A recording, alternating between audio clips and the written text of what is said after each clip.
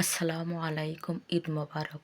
যদিও গতকাল ঈদ হয়েছে, তবে ঈদের আমেজ তো 3 দিন থাকবেই। এজন্য সকলকে ঈদ মোবারক। আজ আমি রান্না করব গরু মাংস আলু দিয়ে। এজন্য আমি কাঁচামরিচ, পেঁয়াজ, রসুন এবং দারচিনি ও তেজপাতা দিয়ে মশলাটাকে হালকা বাদামি কালার করে ভেজে নিচ্ছি। এরপর আমি দিয়ে দিলাম সাদা এলাচ, লং।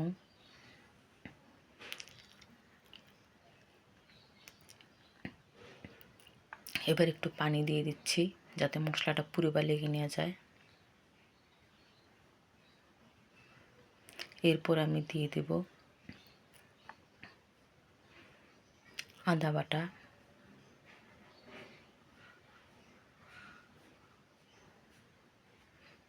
জিরে বাটা,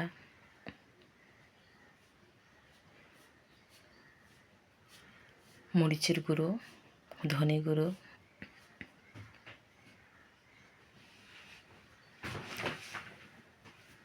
এবং স্বাদ মতো লবণ। গরু মাংসে একটু ঝাল বেশি দিলে ভালো হয়, এজন্য আমি সবসময় গরু মাংসে একটু ঝাল বেশি দেই। এবার আমি মাংসগুলো দিয়ে দেব। মাংসগুলো আমি আগে কেটে বেছে ধুয়ে পরিষ্কার করে রেখেছিলাম।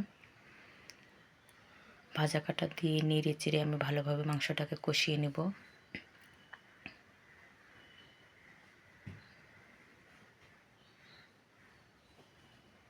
মাংসটা কষানো প্রায় হয়ে এসেছে। এবার আমি আগে থেকে কেটে বেছে ধুয়ে রাখা আলুগুলো দিয়ে দিচ্ছি। আলু সহ মাংস আবারও আমি কষিয়ে নেব।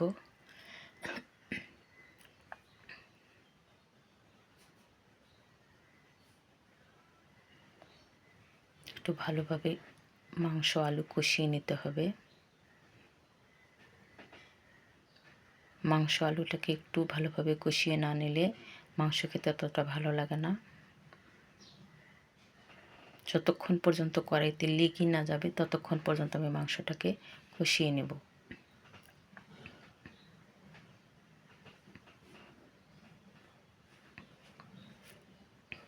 আমি একটু গোটা রসুন দিয়ে দিলাম মাংসে।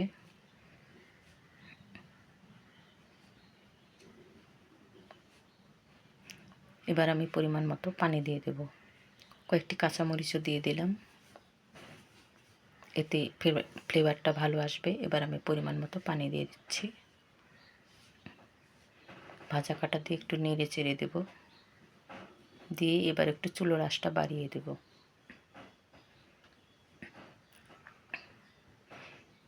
যদিও মিঠা জালে মাংস রান্না করলে ভালো হয়, আমি বলক ওঠার পরে জালটা কমিয়ে দেব।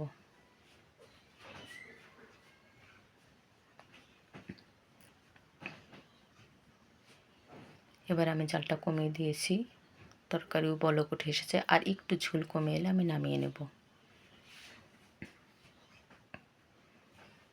গরু মাংসের তরকারিটা হয়ে এসেছে। এবার আমি সসপ্যানে নামিয়ে নিচ্ছি। গরুর মাংসের তরকারি খেতে পারবে, আলু থাকার কারণে ডায়াবেটিস রোগীদের না খাওয়াই ভালো। ধন্যবাদ।